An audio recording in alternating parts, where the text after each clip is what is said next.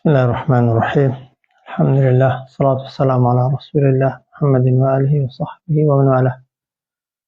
تفسير سورة التغابن گەیشتینە ئاەتی 10. ئاەتی 10 تەواوکەری ئاەتەکەی پێشوویە. لە ئاەتی پێشووتردا خوای گەورە باسی ئەو کەسانەی کرد کە ئیماندارن و کاری چاکە دەکەن. وتمان ئەوەی ئیماندار بێ بە ئیمانداری بمرێ و کاری چاکەشی کردبێ بەبێی توانا لەگەڵ ئیمانەکەی، خوای گەورە گوناه و تاوانە گچکەکانی لەسەر دەستڕێتەوە. ئەوە یەک لە چاکەکان کە لەگەڵی دەکا. پاشان دەیخاتە بەهەشتانێک و باخانێک کە باخ و کە ئاو و کانیا و بە ژێریاندا دەڕوا و بە نەمریش تێیدا دەمێننەوە کە ئەوە سەرفرازی و بەختەوەری هەمیشەییە. خوای گەورە بیدا بە هەر کەسێک. ئاەتی دواتر سەرنجامی کافرەکان باز دەکات، دەفەرمێت وەلەذینە کەفەڕوا، ئەوانەی کە بێباوەڕ بوون. وەلەذینە کەفەڕوا، ئەوانەی کە بێباوەڕ بوون لە دنیادا. وەکەذەبوو بئایاتینا، و بە درۆیان زانی بەڵگە و نیشانەکانی ئێمە. وەلەذینە، ئەوانەی کەفەڕوا بێباوەڕ بوون، وەکەذەبوو بە درۆیان زانی بئایاتینا نیشانەکانی ئێمە. ئولائیکە، ئەوانە ئەصحاب النار، ئەصحاب النار، هاوڕێی ئاگرن. وازحە خالیدینە فیها، دەمێننەوە تێیدا بە نەمری. خالیدینە فیها، بە نەمری دەمێننەوە لە ناو ئاگرەکەدا. وبئس المەصیر، و خراپترین سەرنجامیش بریتیە لە چی؟ لە ئاگر. وبئس المەصیر، و خراپترین سەرنجامیش. والذین کەفەڕوا وکەذەبوو بئایاتینا، ئەوانەی کە بێباوەڕ بوون و بە درۆیان زانی بەڵگە و نیشانەکانی ئێمە. بێباوەڕ بوون یعنی نکوڵیان لە یەکتایی خوا و لە دەسەڵاتی خوا و لە شەریعەتی خوا و لە دینی خوا کرد، و هەروەها ئەو بەڵگە و موعجیزە و نیشانانەشی کە ناردبوومانن بە درۆیان زانین لە جیاتی ئەوەی باوەڕی پێ بکەن و تەمەن بەو حاڵەش مردوون، لەسەر ئەو حاڵەش مردوون. ئەوانە دەبنە هاوڕێی ئاگر، دەستنە ئاگر، و بە نەمری و بە هەمیشەییش لە ناو ئاگردا دەمێننەوە. و دەشفەرمێ وبئس المەصیر، و خراپترین سەرنجامێکیش کە ئینسان بۆی بگەڕێتەوە و تێیدا جێگایەک تێیدا نیشتەجێ بێت و لێی بمێنێتەوە دۆزەخ. تەواوانە. ئەوجار ئاەتی دواتر دەفەرمێ ما ئەصابە من مصیبەت إلا بإذن الله. ما ئەصابە یعنی تووشی هیچ کەسێک نابێ من مصیبەتین، هیچ جۆرە مصیبەت و بەڵایەک، إلا بإذن الله، تەنها بە بڕیار و ئەندازەگیری خوا نەبێ. ما ئەصابە تووش نابێ بە هیچ کەسێک من مصیبەتین، هیچ جۆرە مصیبەت و بەڵایەک، إلا تەنها بإذن الله. إذن یعنی مۆڵەت، بە مۆڵەتی خوا نەبێ، کە مۆڵەتی خوا دووشت دەگرێتەوە. یەکەم دەبێ خوا قەراری لەسەردا بێ، دووهەم ئەندازەی موسیبەتەکەی، ڕێژەی موسیبەتەکەی چەندە و چۆنە و کەی دێ و کەی تەواو دەبێت و تووشی چێ دەبێ، ئەوەش خوا دیاری دەکا. وازحە. ئەوجار دەفەرمێ تاوە ما ئەصابە من مصیبەتین، تووش نابێ بە هیچ کەسێک، یعنی تووشی هیچ کەسێک نابێ هیچ مصیبەت و بەڵایەک ئللا بە فەرمانی خوا نەبێ، کە فەرمانی خوا وەکو گوتم بڕیاری خوا بڕیاری لەسەر دەدا. ئەوجار ڕێژەی موسیبەتەکەی، کاتی موسیبەتەکەی کەی دێ کەی تەواو دەبێت و تووشی چێ دەبێ، ئەوەش خوا دیاری دەکا. جا دەفەرمێ ومن يؤمن بالله، هەر کەسێک باوەڕ بێنێ بەخوا، هەر کەسێک باوەڕ بێنێ بەخوا، جارێ مانا کوردیەکەی یەهدی قەلبە، یەهدی ڕێنمونی دەکا خوا دڵی ئەو کەسەی، وایە یعنی ئەو کەسە دڵەکەی ڕێنمونی کراوە. ئەوە یعنی چی؟ ومن يؤمن بالله يعني هر کەسێک باوەڕ بێنێ بەخوا يعني بزانێ ئەوەی کە تووشی بووە بە بڕیاری خوایە و بە قەدەری خوایە وازحە یەقینی هەبێ ئەوەی تووشی بووە بڕیاری خوای لەسەر دراوە قەراری خوای لەسەر دراوە ئەو کات یەهدی قەلبەهو خوای گەورە ڕێنمونی دڵی دەکا ڕێنمونی دڵی دەکا یعنی چی یعنی وای لێ دەکا کە دڵی ئارام بگرێ لە بەرامبەر موسیبەتەکەدا و ڕازی بێ بەوەشی کە خوای گەورە بەسەری هێناوە. ابن عباس دەفەرمێت تەفسیری ئاەتەکەی ئەوەیە کە یەهدی قەلبەهو یعنی لەو فەرمودەی تێدەکا دەفەرمێت يعلم أن ما أصابه لم يكن ليخطئه تێدەکا کە ئەوەی تووشی دەبێت لەبەر هەڵە نییە يعني ئەوەی تووشت بوو دوای توش بوو نابێ بڵێ هەڵم کرد دەڵێ قەدەری خوایە بڕیاری خوایە وما أخطأه لم يكن ليصيبه وأو هەڵەیەشی کە دەکا لەبەر ئەوەی نییە کە تووشی بووە یعنی ئەوەی دێ دڵی والێ دێ ئەوەی بەسەری دێ دەزانێت قەراری خوا و بڕیاری پێشوەختەی خوای لەسەر دراوە هەرچی کرد بای ئەوەی هەر توش دەبوو هەرچی بیکە لەو موسیبەتەی ڕزگاری بە خەمێکە بە خەفەتێکە بە مشکلەیەکە بە گرفتێکە دێتە ڕێت گرنگ ئەوەی دێتە ڕێت و دێتە پێشت دەبێ بزانی ئەوە قەرار و بڕیاری خوا و مۆڵەتی خوای لەسەرە حاڵێ مەرج نییە خوا لەوانەیە کەسێک هۆکار بێ وایە بەڵام خوا ڕێی داوە بەبێ مۆڵەتی خوا و بەبێ ئیجازەی خوا هیچ کەسێک ناتوانێت هیچ شتێکت توشکە واضحە بۆیە ما أصاب من مصيبة أو دبي إنسان هميشه لمشكي دابه توشي هيج كسيق نابه هيج مصيبة بلايك إلا بإذن الله تنها ببريارو قرارو مولتو أندازة جيريك نبيك للان خواهد ذكري واضحة ومن يؤمن بالله هر كسيق باور بينه بخوا يعني بيشكاني خواها بوشتاني كخوا بود دينه تبيشه بوشتاني كخوا توشد دكا دەدام و کەس باوەڕی بەوەی هەیە خوا هەیە کە دەڵێ باوەڕی بەخوا هەبێ یعنی باوەڕی بە کردارەکانی خوا هەبێ بە ئیشەکانی خوا هەبێ بە قەدەرەکانی خوا بڵێ بەڵێ یعنی باوەڕی بە هەموو ئەو شتانە هەبێ کە تووشی دەبێ یەقینی هەبێ کە لەلایەن خواوە ئەو کات یەهدی قەلبەهو خوای گەورە دڵەکەی ڕێنمونی دەکا یعنی چی یعنی دڵەکە دوا لێ دەکا ڕازی بی بەوەی کە تووشت بووە و هەروەها خۆت بەدەستەوە دەی بۆ قەراری خوای گەورە و ڕخنەی لێ نەگری بەڵکو لە بەرامبەریدا سەبر بگری واڵڵە وازحە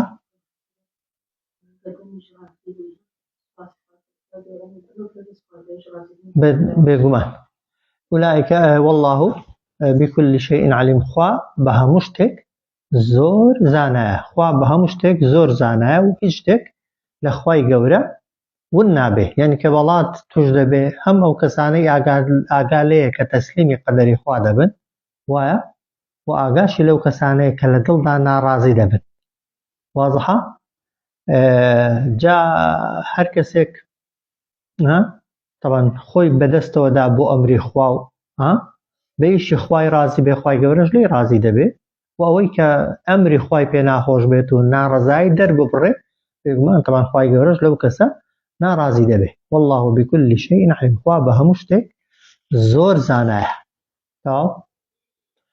ئەو جا دەفەرمێ وأطيعوا الله وأطيعوا الرسول گوێڕایاڵی خوا بکەن وأطيعوا الرسول وگوێڕایاڵی ئەو پێغەمبەرش بکەن صلى الله عليه وسلم ناڵێ وأطيعوا الله والرسول لە زۆر شوێنان وا دەڵێ وایە بەس لێرە ئەطیعوەکەی لەگەڵ هەردووکیان دووبارە کردوتەوە مفەسرین دەفەرمون بۆ ئەوەیە کە ئینسان تێبگا کە تاعەتی خوا لەگەڵ تاعەتی پێغەمبەر صلى الله عليه وسلم هیچ جیاوازیەکی نییە حاڵێ وأطيعوا الله گوێڕایاڵی خوا بکەن وأطيعوا الرسول وگوێڕایاڵی فەرمایشتەکانی و فەرمانەکانی ئەو پێغەمبەرە بکەن صلى الله عليه وسلم فإن توليتم ئەگەر پشتان هەڵکرد لە چی لە گوێڕایاڵی خوا و گوێڕایاڵی پێغەمبەر صلى الله عليه وسلم فإنما بێگومان تەنها على رسولنا ئەوەی لەسەر پێغەمبەر و نێردراوی ئێمەیە ریتیە لە چی لە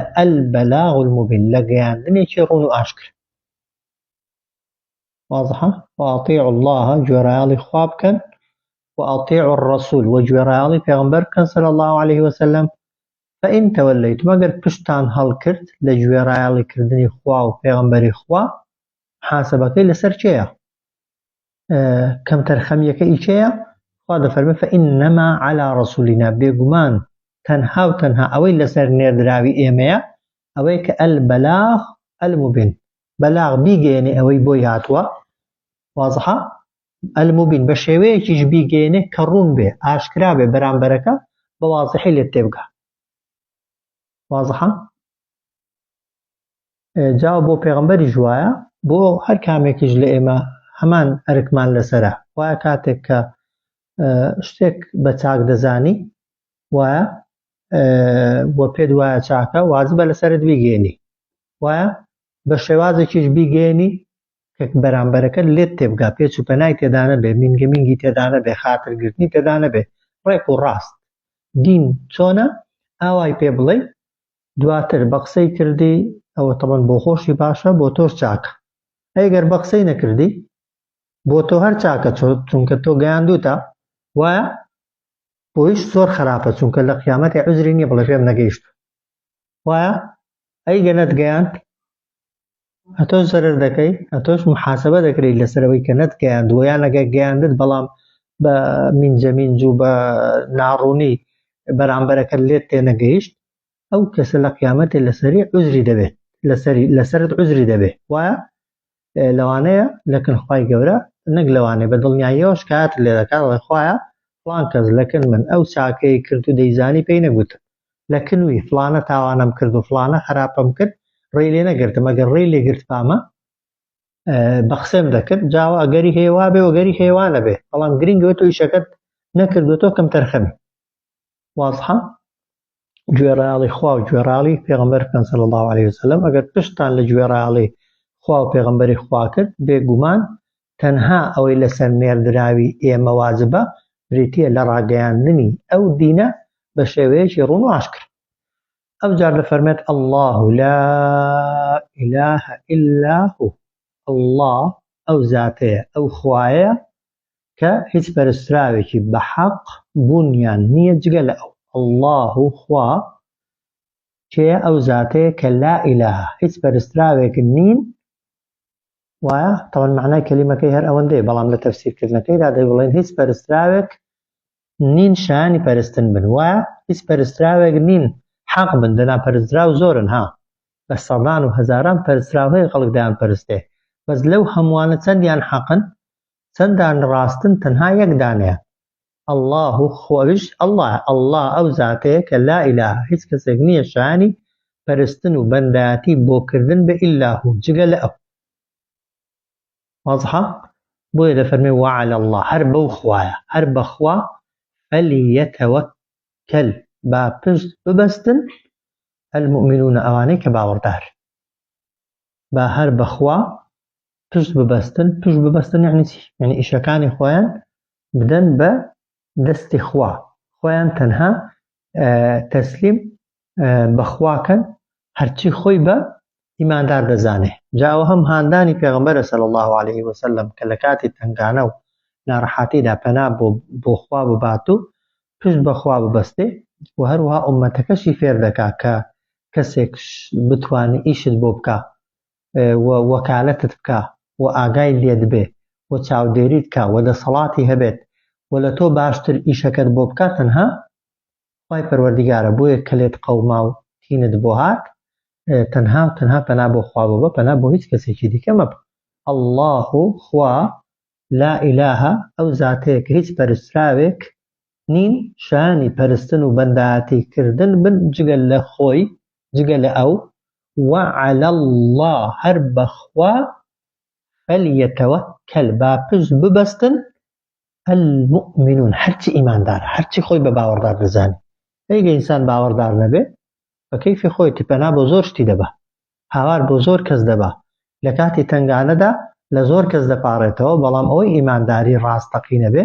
پەنای وە پشتی تەنها بەخوای گەورەیە و تەنها هاواری خوا دەکە ئەوجار دەفەرمێت یا ئەیوهە الەذین ئامنوا ئەی ئەوانەی کە باوەڕدار یا ئەیوهە الەذین ئامنوا ئەی ئەوانەی کە باوەڕدار ئین من ئەزواجکم بێگومان بەشێک لە هاوسەرانتە ناڵێ هەموو وایە بەشێک لە هاوسەرانتە وأولادكم وبشك لمن دالكان تان عدو لكم دجمني إيوة دجمن بمعنى يوينيا بين بتكوجن و سنجرد لي بقرن شر لقل كان يعني ناحزي تون يعني اشتيك دا كان لقازان زيتونيا لزرري تويا وفحذروهم ورياي أو زورة خيزانو أو زورة من دالانا بن ناڵێ هەموو خێزانێک هەموو منداڵێک وایە هاوسەری چاک تەوان پیاو یا ژنها ئەگەر چاک بێ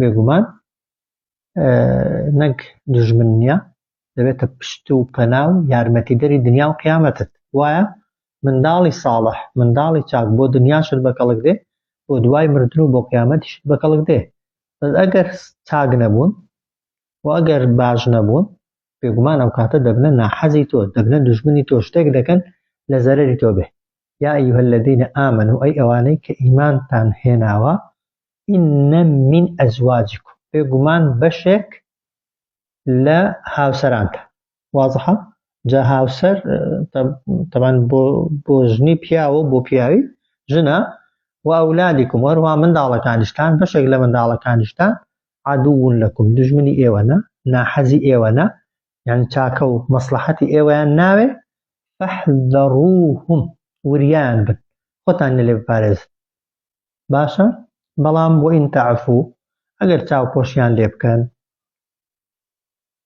وتەصفەحوو و سینەتان خاوێنکەنەوە لە بەرامبەریاندا وازحە وتەغفڕوو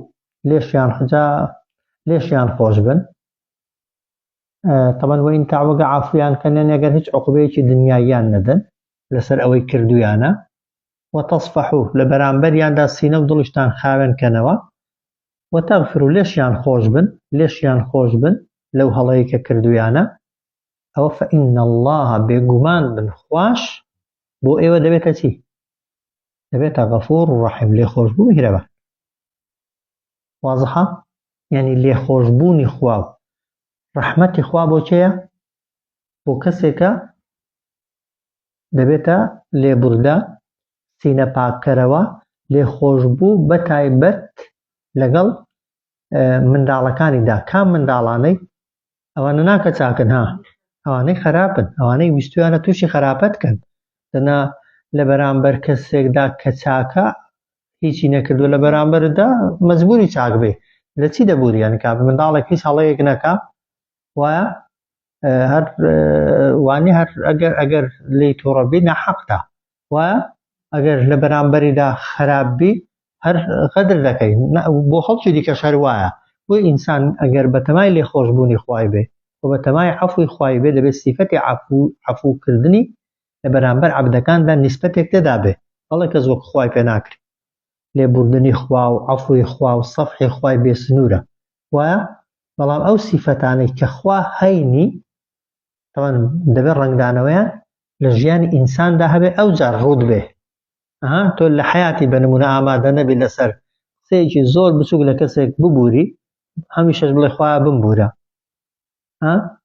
واز یعنی ڕووی دەوێ وا بڵێ ئەو جار واز بڵێ خوا نایکە مەسەلەن تۆ ئامادەنی لە شتێکی دنیایی گچکە خۆش بی بە تەماشی خوا لەو هەموو هەزاران کەم تەرخەمی و گوناهانت خۆش بێ کە ئینسان بە درێژایی تەمەن کردوونی منطق نییە و خوای گەورەش ئەوانەی بەستونەتەوە بێکەوە لە سوورەتی نوڕیشدا خوا دەفەرمێ فەعفوا وەصفەحوا ئەلا تحبون ئەن یەغفر الله لەکم دەفەرمێ لێیان ببوورن و سینەتان خاوێنکەنەوە پێتان خۆش نییە خوا لێتان خۆش بێ ئەوبەکر کە گوێی لێبووە وتێتی بەڵێ پێم خۆشە خوا لێم خۆش بێ بۆیە ئاەتەکە لە سەروی هاتۆتە خوارێ ئەو کەسێکی بوختانی بە عایشەی کردووە و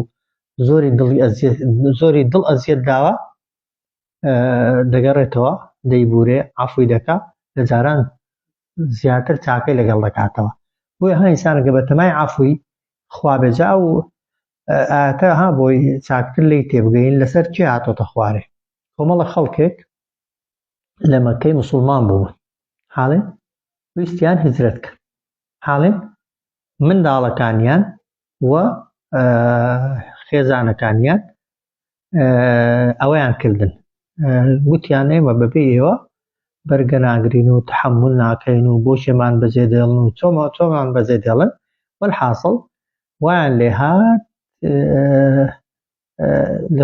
هیجرەتەکەی دواکەوت حاڵێ جا کاتێک کە یعنی دوای هیجرەتیان هەر کرد کە هیجرەتیان کرد هاتنە مەدینەی بینیان ئەوانەی کە پێشتر هیجرەتیان کردووە خوا ئاەتی لەسەر نادوونەتە خوارێ کۆمەڵێکی زۆر لە قورئان و لە فەرموودە و لە دین شارەزا بوون بەشداری غەزوەی بەدر و ئەوانەیان کردووە کە خوا هەر بەدریان لە قیس و بێ بەنمونە خوا دەفەرمێ ئەهلی بەدر هیچیان لەسەر نییە هەرچی دەیکەن بابیکەن لە داهاتوشدا حاڵێن هەموو کە ئەوانەیان بینین خەفەتیان خوارد و دەڵێن نیازی ئەوەیان کردووە عقوبەی خێزان و منداڵەکانیان بن لەسەر لەبەرەوەی لە هیجرەتکردن و کۆچکردن دوایان خستوون بەڵام خوای گەورە ئەو ئاەتەی لەسەر نادنە خوارێ فەرمووی بڵێ منداڵ و ئەوانە زۆر جار دەبنە دوژمن و ناحەزت دەیانەوێت ساردت کەنەوە و تەمان حتمانیش بە حیسابی خوان لە دڵسۆزیانیان بووە بە حیساب لە خۆشەویستیانیان بووە بەڵام بەڕاستی خۆشەویستی خێزان و منداڵ و ماڵ و سەرۆت و سامان نابێ واد لێ بکە لە بەرامبەر ئەمری خوادا کەم تەرخەمی بکەیت چونکە ئەوانە هەر دەڕۆن بەڵام ئەوەی دەمێنێتەوە ئەوەی قیامەتەیە بۆی دەفەرمێ ئەی ئەوانەی کە ئیمانتان هێناوە بێگومان بەشێک لە هاوسەرانتان وایە و بەش چونکەوانە بووە هەش بووە تەوان هاوسەری هاندەری بووە یارمەتیدەری بووە پشتیوانی بووە و ئەولادیکم و هەروەها بەشێک لە منداڵەکانتان عەدوون لەکم ناحەز و بەگدەڵی دژمنی ئێوەن فەحذەڕوهم وریان بن ئاگاتان لێیان بێ نابیان کوژن و ئەوە بەڵام یعنی وریا بن نەتان خەڵەتێنەوە فێڵتان لێ نەکەنەوە جارێکی دیکە سارتان نەکەنەوە وئین تەعفو وتەصفەحوا ئەگەر چاوپۆشیان لێ بکەن کە نیازی عقوبەدانیان کرد بەڵام خوا فەرمووی نا لەوی لە عقوبەدانی چاکتر هەیە وایە وئین تەعفو ئەگەر چاوپۆشیان لێ بکەی وتەصفەحوا سینە و دڵت لە بەرامبەریاندا خاوێن کەیەوە وتەغفروا لێیان خۆش ببی فإن الله بێگومان من خوا غەفوور ڕەحیم لێ خۆش بوو میهرەبان واضحە ئەوجا دەفەرمێ ئینەما ئەموالکم بێگومان تەنها و تەنها ماڵەکانتان و ئەولادکم منداڵەکانتان دەبنە مایەی فیتنە و تاقیکردنەوەتان جا بە هەردوو بارەکەیدا ماڵ فتنەیە فعلا ئینسانی پێ تاقی دەکرێتەوە بە باری باشەشدا بە باری خراپەشدا وایە و منداڵیش تەمان خەڵک بەس کامیان زۆرتر مبتەلایە و فریو دەخوا بە ماڵی بۆی ماڵەکە پێش منداڵیە وایە ماڵ کاریگەری زۆرتر بەسەر ئینسانیەوە هەیە وای لێ دەکا یاخی بێ ئەمری خوایکە ڕەزیلی بکە چروکی بکە نەبەخشێ زۆر جار تەمبەڵ بێ و لە مردن بترسێت غیرەتی یان ئەگەر هەر تەنها ماڵەکەت شکرانەی لەسەر نەکەی و لە ڕەزامەندی خوایدا بەکاری نێنی پێت دەبێتە غەزەب و بەڵا وایە ئینەما ئەموالکم بێگومان ئاگادار بن هەرچی ماڵێک کە پێتان دراوە ئەو ئینەما ئەداتی عەسرە یعنی هەر ماڵێک پێتان درابێ و هەر منداڵێک پێتان درابێ ئاگادار بن بۆ ئیمتیحان و تاقیکردنەوەی واضحە جاوەکو گوتم دەکرێت ماڵەکەت لە تاعەت و گوێڕاڵی خوادا سەرفکەی شکرانەی لەسەرکەی و لە چاکەدا بیبەخشی خوای گەورە لە دنیاش بۆ زیاد دەکا و بۆ قیامەتەش لە زیاتی عقوبە بدرێ پاداشی لەسەر وەردەگریەوە وایە منداڵ باشە پەروەردەیکە فێری کاری چاکەیکە دوای نەمانی خۆشت هەرچیەک دەیکا بە زیندوی و بە مردووی ئەجر و پاداشتی گەورەت بۆ دێنێ وایە لە دنیادا بەکەڵکردێ لە قیامەت و بۆ دوای مردنیشت یەک لەو سێشتانێکە دەمێنەوە بۆ ئینسانی منداڵی ساڵحە وایە بەڵام والله ئاگادار بن عیندەه لای خوایە ئەجر عەظیم پاداشتێکی زۆر گەورە واضحە ماڵ باشە وایە بەڵام لە ماڵی چاکتر ئەو پاداشتەیە کە لەکن خوایە وایە بۆیە ماڵێک کە سەرفی دەکەی تەمەن لەوانەیە بە زەحمەت بێ سەرفکردنەکەی وایە بەڵام ئەی ئەجرەکەی کە دەستت دەکەوێت ئەجرەکە ئەوەی کە دەستت دەکەوێت زۆر زیاترە لەوەی بەخشیوتە منداڵ پەروەردەکردنی زەحمەتە بەڵام ئەجرەکەی کە دەستت دەکەوێت تەمەن زۆر چاکترە لە زەحمەتەکەی. ئینەما ئەموالکم بێگومان بن ئەو هەرچی ماڵێک کە پێتان دراوە و هەر منداڵێک کە هەتانە بۆ تاقیکردنەوە و لە بێژینگدان و ئیمتحانکردنی ئێوە. ئەو دەبێت ئینسان 100% یەقینی هەبێ. جا وەکوتم هەندێک کەس بە هەبوون و هەندێک کەس بە نەبوون وایە لە ماڵدا، لە منداڵشدا هەروایە هەندێک کەس بە پێدانی منداڵ تاقی دەکرێتەوە، هەندێک کەس بە پێنەدانی منداڵی تاقی دەکرێتەوە، وایە کە پێشت دەدرێ. هەندێک جار بە منداڵی ساڵح تاقی دەکرێەوە، منداڵی گوێڕایڵ تاخوا ینی گوێڕایڵیەکەیان دەخۆزیەوە بە چاکە پەروەردەیان کە یان بەڕێی خراپیاندا دەبێت ئیهمالیان لێ دەکەی، و هەندێک جارش بە منداڵی خراپ جاری وایە خوا ئیمتحانت دەکات، ئیبتیلات دەکات، تاقی دەکاتەوە تاخوا تاکوێ دەڕۆی چەندە سەبر دەگری. وایە چونکە زۆر سەختە منداڵ نەبوون. تەوان ئەوەی نەیبن زۆر قورسە، بەڵام ئەوەی هەیتی و ناساڵحون و نەگونجاون لەوی سەختتر و زەحمەتتر، چونکە هیچ ناتوانێت چی لێ بکەیت. وەڵڵاهو خوا لە کنیەتی پاداشتێکی زۆر گەور. تا فاتقوا الله پارێزکاری لە فەرمانەکانی خوا بکەن مەستەطعتم ئەوەندەی توانیتە. فاتقوا الله پارێزکاری لە فەرمانەکانی خوا بکەن ئەوەندەی توانیتە.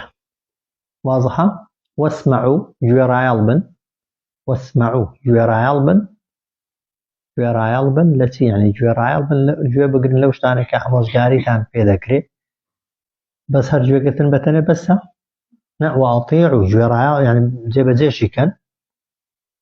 ئەو جار وأنفقوا بشبەخشن،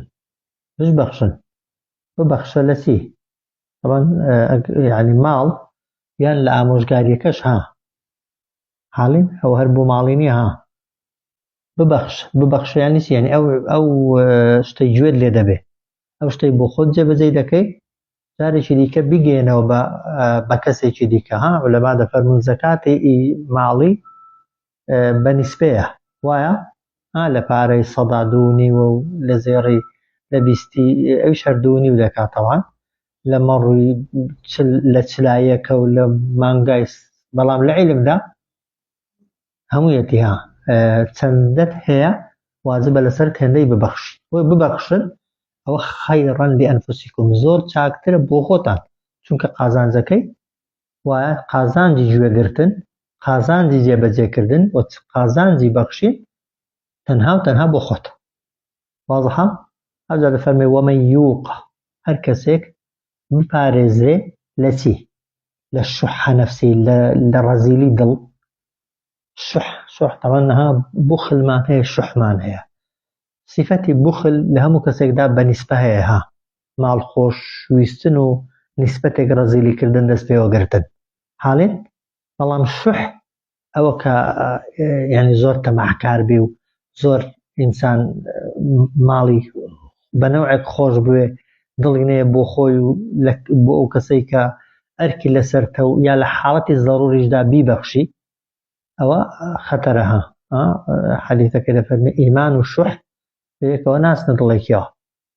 واضحە؟ جا لێرە وەمەن یوقە شوح هەر کەسێک دڵی پارێزرابێ لە ڕەزیلی، یعنی دڵی ڕەزیلی تێدا نەبێ. خوا مەدحی دەکا بخل ڕەزیلێکی ئاساییە، بە سوح ئەو پەڕی ڕەزیلیە. واضحە؟ فەئولائیکە خوا دەفەرمێ ئەوانە هم المفلحون بەبێ گومانەی لە سەرفرازانە. واضحە؟ بەچی دەبێ سەرفراز؟ گوێگرتن لە ئاەت و فەرموودا. واضحە؟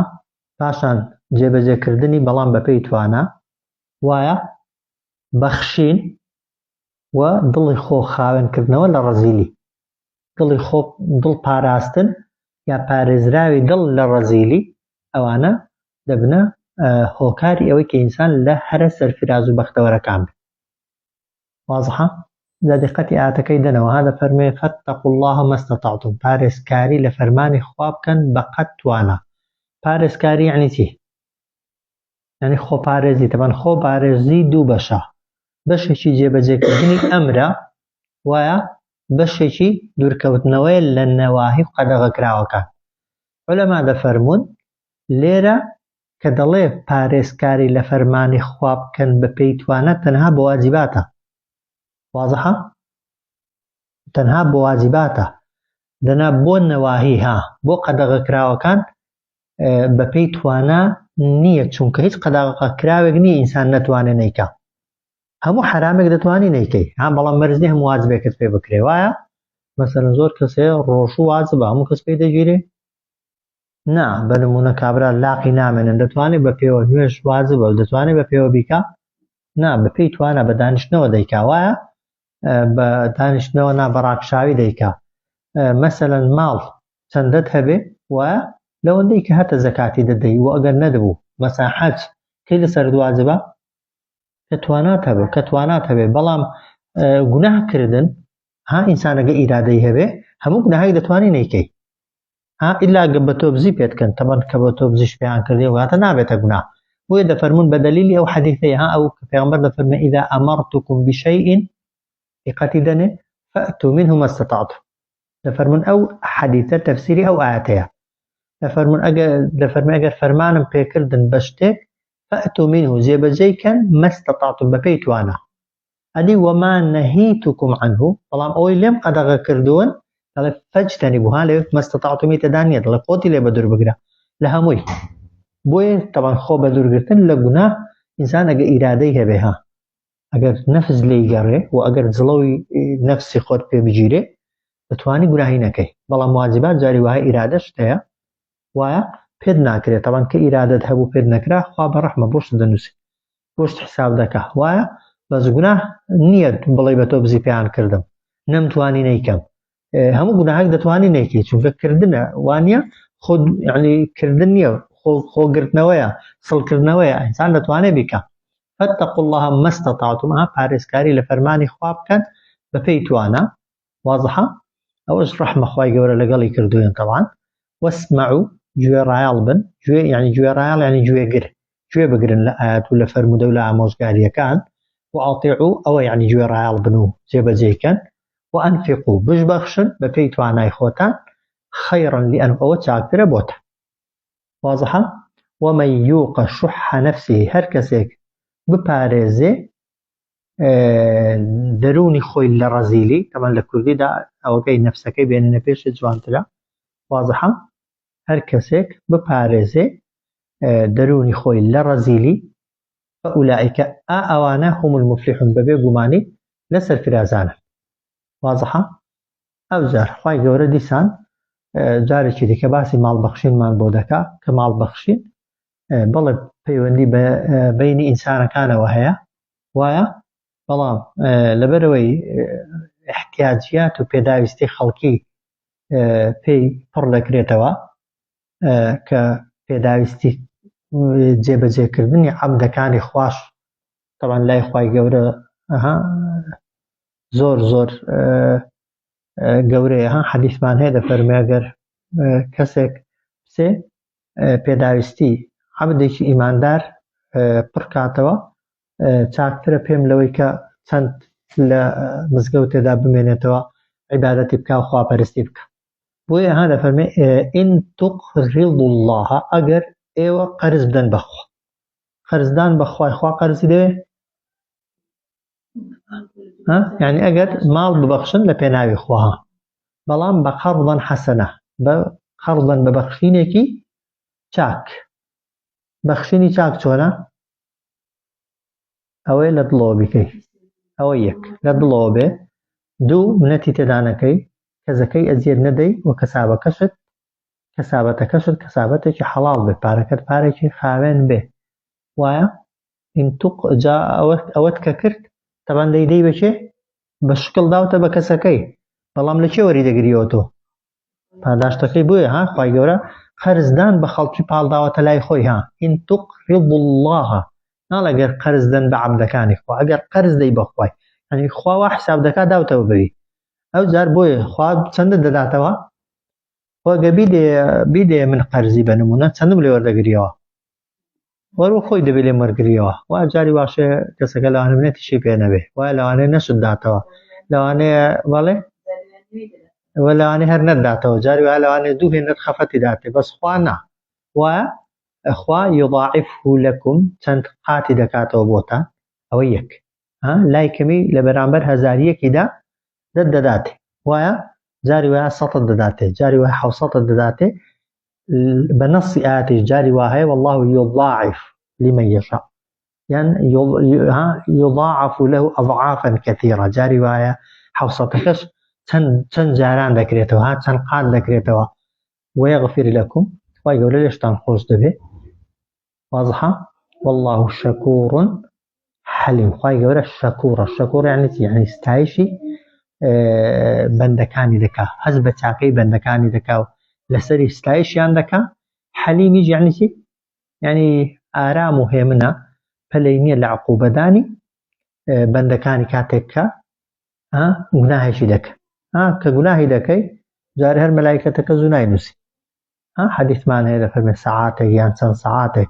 سەعات نازانین بە دەقیقی یعنی چی بەڵام مودەتێک گرنگ مەلایکەتەکە چاوەڕێت دەکا بەشکم تەوبەی بکەی یعنی لێت لە بیانوو نییە هەر دەمت هەڵێنا ڕەت مەلایکەتەکە قەڵەمەکەی خسپێتە سەر کاغەزی پێشەوەی قسەکەی بکەی نیوەکەی کرد بۆ بنووسێ نە دەشێکەی جاری وایە پەشیمان دەبیەوە هەر نانووسی واضحة وی حليم يعني خوای گەورە پەلەی نییە لە عقوبەدا تەواوە إن تقرضوا الله قرضا حسنا أجر طبعا أجر تفسيري كأن معناه كلمة كان تفسيري ذا كأن إن تقرضوا الله أجر مال ببخشن لبنابي خوا قرضا حسنا ببخشيني كجوان لبنابي خواو وبوشي وازي كخوا دايناوا يعني البدلة خاوين بمالك حلال ببي منت كردنو وببي هيج أعمال جيكيليكا يضاعفه لكم چەند قاتی دەکاتەوە بۆتان ويغفر لكم لەگوناهشتان خۆش دەبێ والله شەکوڕ حەلیم خوای گەورە شەکوڕ یعنی زۆر سوپاسگوزاری خوا ماڵی خۆیە داویە بە تۆ و دەیبەخشی ستایشت دەکا و حەلیمیشە خوای گەورە هەر لەسەر خۆ پەلەی نییە لە عقوبەداندا تەواوە ئەوجار ئەو خوا چ زاتێکە عالم الغەیب زانایە بە هەموو شاراوەیە والشهادة وهبهم اشتديارك غيب ناديار شهادة يعني ديار وخواي گەورە زانایە بهمو شاراوەکان و بهمو دیارەکان ئەوە دوو صفەت العزیز باڵادەستیشە يعني کە لێت خۆش دەبێت و لێت دەبورێت و لە بەرامبەردا نەرمە و لەسەر خۆی لەبەر بێدەسەڵاتیانی نییە العزيز زۆر باڵا دەستە یعنی گەر بیەوێ یەکێک عقوبەدا و سزادا هەموو چرکەیەک دەتوانێت عقوبەیدا الحەکیم بڕیارەکانیشی لە شوێنی خۆی واضحة عالم الغیب والشهادة زانای شاراوە و دیارەکانە العزیز باڵا دەست و دانەشە ئەوەش کۆتایی سوورەتی تەغابون صلى الله على سيدنا محمد وعلى آله وصحبه أجمعين